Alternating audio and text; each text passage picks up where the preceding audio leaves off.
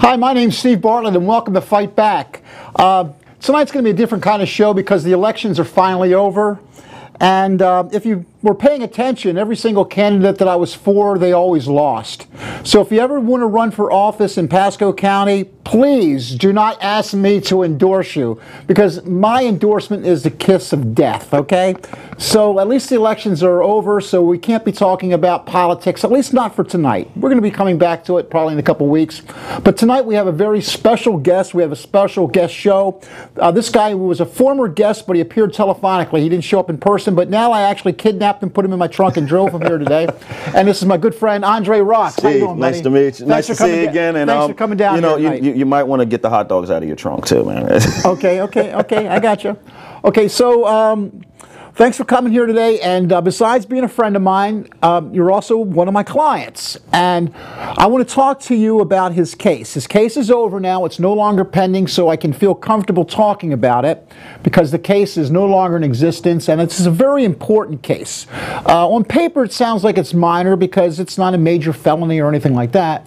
But the consequences to the Constitution are really important. And instead of taking a deal, you were offered sweetheart plea bargains, and you turned everyone down. Yes. Because you thought it was better to fight. Exactly. And the name of the show is Fight Back, in which I encourage people to fight back against the injustices in the world, and you actually took my advice and you decided to actually fight back in this particular case. Yes, sir. So for those who aren't paying attention, let's talk about what actually happened in the case. Okay. Okay, you are an African-American man. Check out the big brain on Steve. Hold on, there's a mirror over. Right? Yeah, I am. Okay, check out the big brain on Steve, right? And you live in Pasco County. Yes. Okay.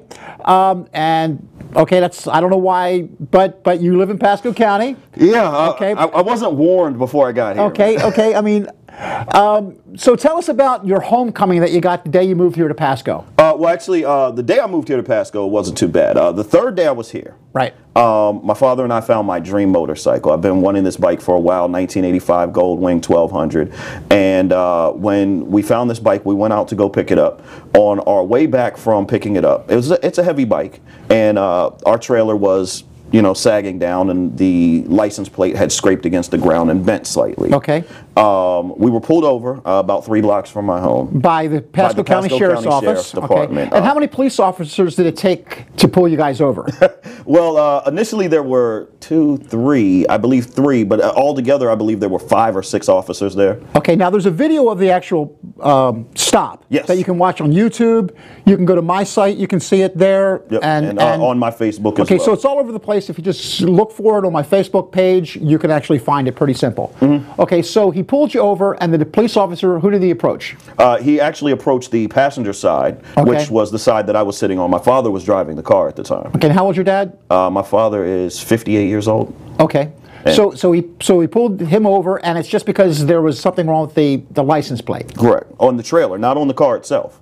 Okay, and as everyone should know, that this is not a crime at best, or at worst, it's a traffic infraction, like getting a speeding ticket, but it's definitely not a crime. Right. Okay, and he never gave a ticket. No, they didn't give my father a ticket. Okay, so he shows up and he is talking to your dad about the license plate, and he's being courteous, the person talking to your dad. Yeah. Okay, but another cop started talking to you, right? No, it was the same police officer that was talking to my father. Started talking to me, and he asked me for my identification. Now, he wasn't asking you for the identification. He was demanding that you provide him the identification, correct? Well, what he said was, and do you have your license on you, sir? And at that point, I responded, officer, I'm a passenger in this vehicle. I'm not the subject of this investigation, and I'm not required to identify myself. Okay, now, you're not an attorney. No. And a lot of times people give bad advice, and people take that advice and they end up getting shot. Right. Now, under the law, under the 4th Amendment of the Constitution of the United States, a police officer can only compel you to give your identification if he has reasonable suspicion that you've committed the crime. Right. In this particular case, there was no reasonable suspicion that you committed the crime. Right. It was at best an investigation of a traffic infraction that the police officer already realized was non-existent because he didn't give a ticket. Exactly. And even if it was a traffic ticket given, he still, under the Constitution, cannot compel you to identify yourself or give them ID. Right, and that's, you know, as I tell people all the time, you know, I'm not an attorney, but I can read the same law books that you can. Okay. And though I wasn't familiar with Florida law, right. I was familiar with national law, and of course the Constitution says that national law always is going to trump state law. So okay. I was familiar with Terry v. Ohio, I was familiar with the Fourth Amendment to the Constitution, okay. and I did know that I did not have to identify myself to him unless he suspected me of being in the commission of a crime. Okay, and the police officer in his report admitted that you were not, there was no probable cause of any crime, and there was no reasonable suspicion of any crime. Exactly. So that was already admitted. Right. Okay, and the police officer told you to get out of the vehicle anyway, right? Yes, he did. He asked me to step out of the car because they were going to conduct a narcotic sniff of the vehicle. Now, under Mims v. Pennsylvania, I do know that I have to step out of the vehicle anytime a police officer asks me to. Okay. Now, they had no probable cause at this time that there was any drugs in the car. Right. But they just happened to have, by coincidence, they just happened to have drug-sniffing dogs in their squad car, ready and willing and able to start walking around your car to try to find drugs. Right. Well, we both know why they suspected us of having drugs in the car. There's 3 African-American men in the car. I know, you know. Right. I mean, I've been driving ever since I was 16 years old, and the amount of times that I've ever been asked to submit to a drug-sniffing dog test is exactly 0.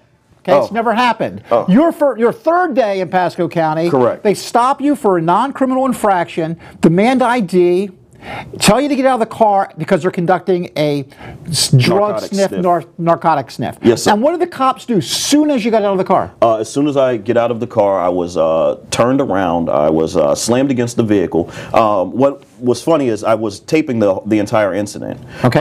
The first thing that they asked for, and if you listen to the tape on my YouTube, the first thing they did was, the last thing that you hear on the tape is, get his phone, get his phone. They did not want to be videotaped. As soon as they grabbed my phone, which I told them they could not confiscate, but they did anyway. They arrested you? They they slammed me up against the car first. Okay, and then they arrested you? And then they arrested me. When we come back, we will talk about the aftermath, about the case, how the state attorney prosecuted, and what the actual outcome of the case is, and then you're not going to believe what happened the day after the election to Andre Roxx. See you after the break.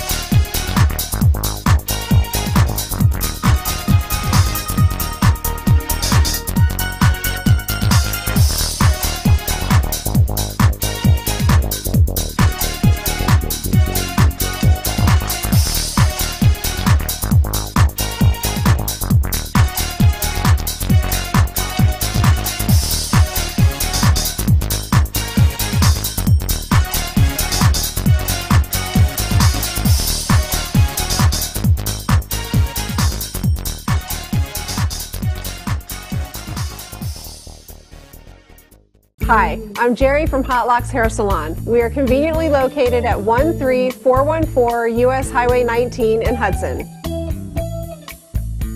I've been a local hairstylist in our community for the last 34 years, 7 of which I was an educator. Our passion is the artistry of hair, and Hot Locks is here to help you achieve your perfect image. You can call us at 727-514-9978. Welcome back to Fight Back. I'm here with my good friend, Andre Roxx. Okay, Andre, before we continue, you're affiliated with the Wu-Tang Clan, right? Well, actually, no. I left the group a few months ago. Okay.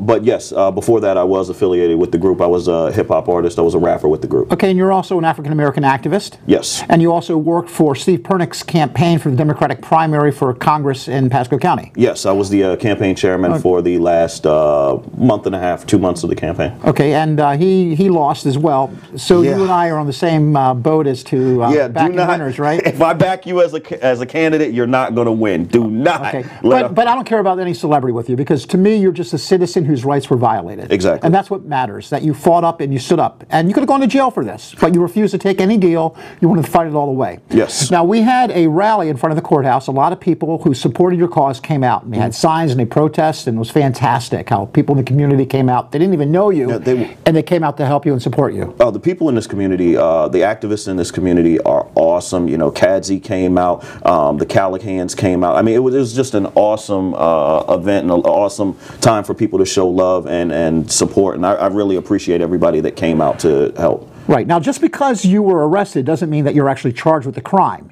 In the state of Florida, the state attorney has to bring charges. Just because the police decide that you committed the crime, the state attorney has to bring charges. And I challenged Bernie McCabe, who is the elected state attorney in this area, to not file charges. I said, the police made a mistake. They violated your constitutional rights.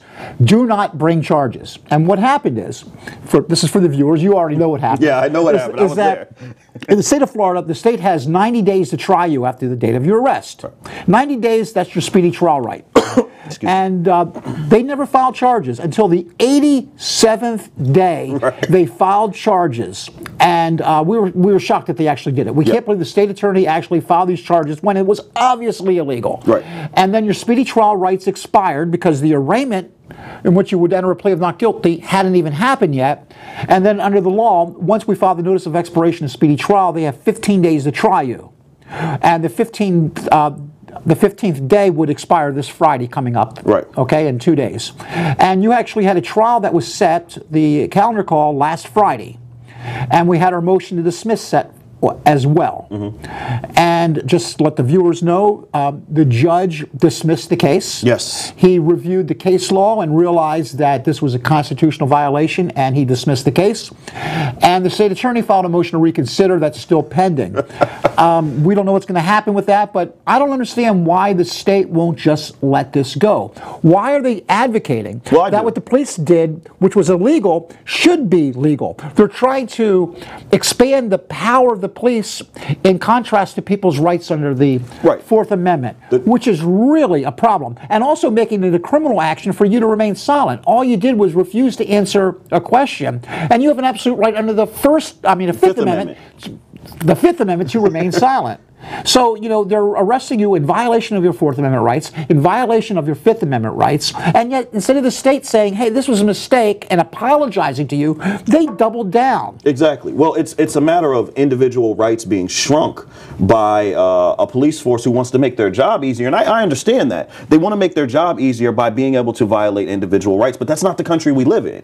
We don't live in a country where the government has tyrannical power over individuals. We live in a country where, I mean, the whole founding principle of this country is the rights of the citizens. Right. And what were you doing wrong? You weren't doing anything wrong except exercising your rights. And I know a lot of people would say, well, why didn't he just cooperate? Why didn't he just give the information to the police? And as I tell them, nobody should ever have to apologize for exercising their rights. Nobody should ever have to explain themselves. If you want to worship the God of your choice, if you want to vote for the candidate of your choice, you don't have to defend that. Exactly. You have an absolute right, and you should just to be nice and to be kind and polite, have to excuse your behavior. Right. And you know what? Now, while I'm on your show, I'd like to address that because a lot of people have asked me, why didn't you just, give them your ID and you were being a jerk and all of that? I belong to a class of people who was not guaranteed their rights in this country until 1964. Like, I mean, let's be honest, the Civil Rights Act of 1964, until that point,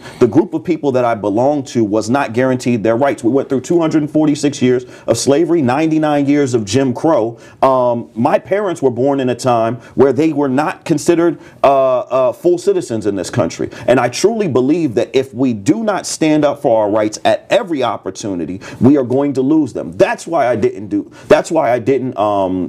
the police officer my ID. That's why I did not take the plea charge. I was facing 4.5 years in jail, and this is why I fought this case to the end. So I just wanted to address that because I've gotten so many letters from people who have said that to me. So I want to address that and tell you why I did it. You may agree or disagree, but that's why I did it. Well, good for you. Because, it would have been easy just to sit there and take it. Oh, yeah. You know, it would have been so much easier back in the Jim Crow days to just allow the police to do whatever they want, because those who didn't took a beating. Exactly. And anybody who took a beating for easy fundamental rights, rights that we hold so dear to us, like the right to vote. You know, how many African Americans took a beating or were hosed down? Exactly. Just by standing up and saying, no, I want to vote. I want to vote. I want to exercise my rights. And then for them to sit there and say that you should just say, nah, give the police whatever they want. Do what the cops tell you to do. Right. That's a police state. Exactly. You know, and we're supposed to be a free country. And this is what you wind up with, is you wind up with a tyrannical government. You wind up with a government who feels that they can do anything that they want, and that the citizens' rights should not be protected. I mean, yeah, it's great to have the Constitution and the Bill of Rights and all of that written down on these pieces of paper, but if we don't stand up and say, hey, these are our rights, then we start losing them. They begin to shrink, and they're shrinking to the point now where when people see what I did, they say, oh my God, why would you do that? Now you were actually active in the campaign for governor and congressman and senator in this area, right? Yes. And who are you endorsing? I was, of course, endorsing Gillum. I was endorsing Perinick, and then, of course, I switched over to Hunter. I did not get into the campaign for senator or at all. I just, okay. You know, I've only been here 100 days. I wasn't as well informed on all of the issues as I should have been. So in order to work for them, you actually worked on the campaign? That's correct. And you walked around. And what did you actually do to try to help the campaigns at that time? I organized several campaign events. I also, did door knocking, canvassing, and everything like that. Okay, and you would financing, fundraising, the whole nine. Okay, and you have a motorcycle.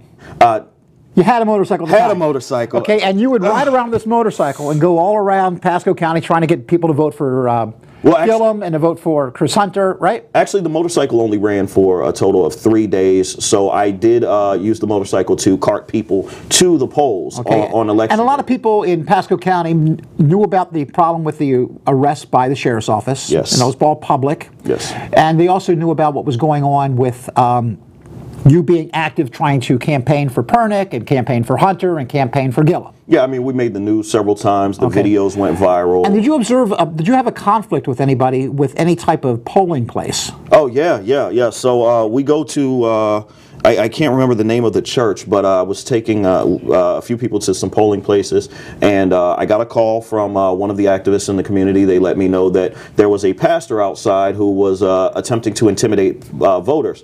We get to the polling place, and there's a sign out front. And what's the sign say?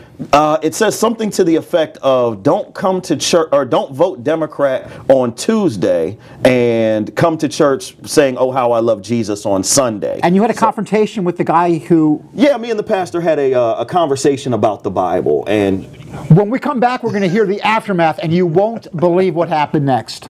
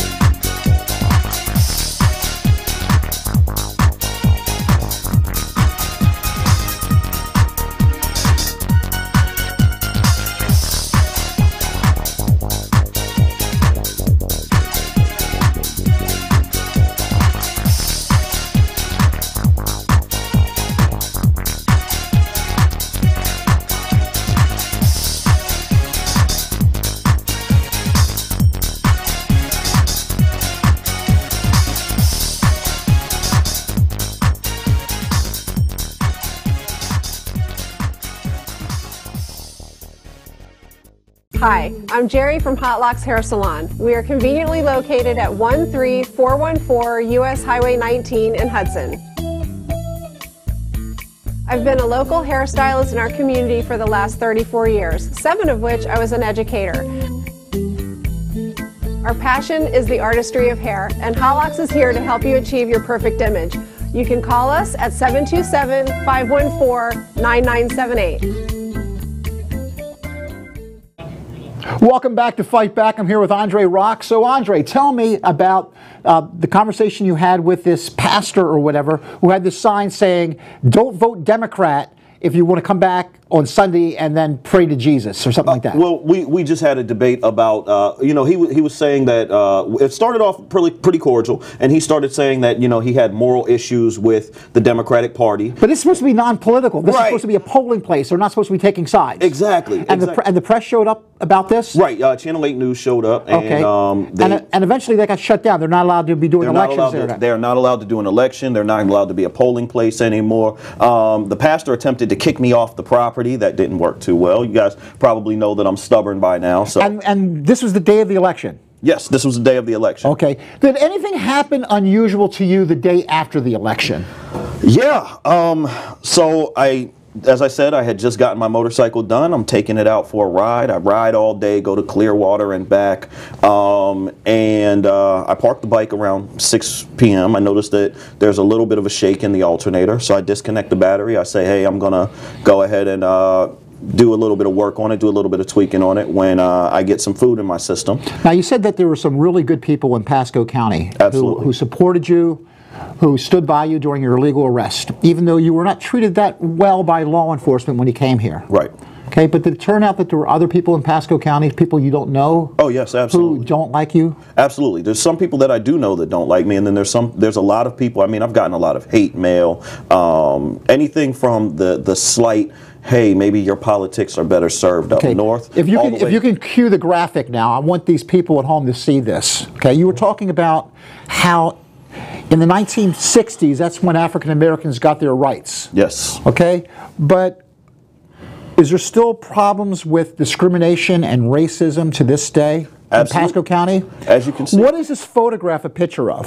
This photograph is a picture of my motorcycle in front of my home in Port Richey.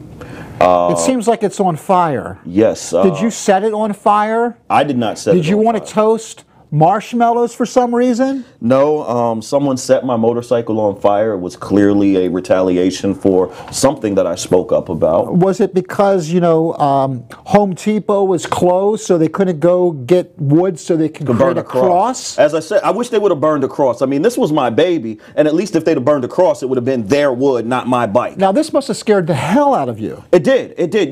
This is where my family lives. My mother and father, who both have heart conditions, are there. My 8-year-old son. This is insane.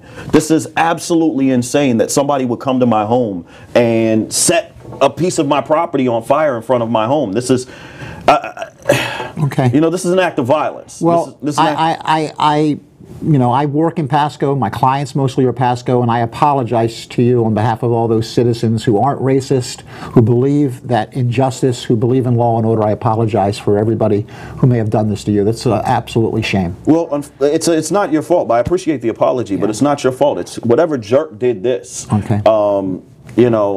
Now, as a result of this, you called 911. Yes. Okay, and the police sent a cruiser out to you. Mm-hmm. Okay. Now we got a multiple choice question for all you kids at home. Okay, here we go. Okay, who do you think showed up for the investigation of this horrible hate crime against Andre? A, Sheriff Nacco himself. B, an African-American law enforcement officer who works for the sheriff's office. C, just some random cop who they just happened to send out. Or D, the same exact police officer who illegally arrested you on the third day that you lived in this county. Mm-hmm. Take a minute. I'll play the theme from Jeopardy, and then you can post your bets. So who showed up? Was the police officer who originally arrested me, Sheriff Dunn. Okay, and he took a report. Yeah. Did he act as if he remembered you? Yes. He certainly remembered me. He told me that he would see me in court on Friday. Okay, and did he have any theories about how this could have occurred? Yeah, he thought that it might be an electrical issue, that my motorcycle had just spontaneously combusted due to a short wire. Have you ever, in the history of motorcycles, ever heard of a motorcycle just by itself sitting in the parking lot and exploding? No, not on any bike I've worked on. I've been working on bikes since I was 16 years old. Okay. Not on any bike that I've ever worked on have I seen a bike just spontaneously explode, especially with no power hooked up to it. But he did call the fire expert, I guess the fire marshal or somebody? Yeah, the fire marshal was called. And they are actually doing an investigation right now to find out. If that's what you want to call it. They've deemed it suspicious. Okay. And since the initial day that they came out, which was the day after the election, has anyone contacted you from law enforcement to let you know about what's going on with the case? No. Even though the Supreme Court, even though the voters just voted this Victims' Bill of Rights, or this new law giving victims rights, have they done anything to keep you informed about the investigation? Not at all. And that's why one reason you're on the show is because maybe somebody at home might have some special knowledge or something that could actually help. So if you know anything about this horrible hate crime, or if you have a video, or you've heard somebody bragging or laughing about it, or you know somebody who has any idea or could be of help, please call me at my office at 727-942-1000 with any tips. You can give it anonymously. You can call my cell phone direct, 727-457-5091. Or you can call law enforcement and report it as a crime. We need your help with the investigation. So if you haven't gotten these numbers, let me tell you. The law office is Steve Bartlett, 727-942-1000. And Andre's cell phone? 727-457-5091. You know, this is an outrage that you've been treated this way, that these pigs would decide to treat you as if this were the 1850s. Yeah. And treat you, you know, this is the same as burning a cross. Absolutely. And what's worse about this is I got rid of my car and my truck because I said, hey, I'm in Florida. I can ride year round. This was my only means of transportation. Not to mention it was my dream bike. And now it's totaled. It's completely totaled. It's scrap metal at this point. And, you know, this is something I've worked very hard for and wanted for a long time. Why can't... I'd rather you came to my door and just, you know, knocked on the door and we had it out. This is the move of a coward. This is the move of a coward. Okay, so let's see. So let me ask you some final questions. Despite being arrested by the police illegally, despite the fact that the state attorney decided to file these charges against you for an illegal, and despite the hate mail and the fact that they torched your motorcycle in a way similar to the Ku Klux Klan, are you leaving? No. No. Are you going anywhere? Oh, no, you won't run me out of here. Okay, are you going to fight back? Absolutely. That's what I'm talking about. Let's do it. See you next week. Pull me off the chair. See you next week on Fight Back.